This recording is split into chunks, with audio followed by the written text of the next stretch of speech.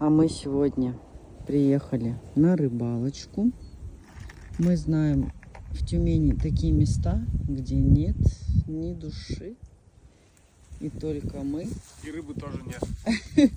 Березки, озеро, спиннинг. И вот эти все, значит, приблуды, которые нужны. И рыбалка. Ну, красота, правда? Согласитесь?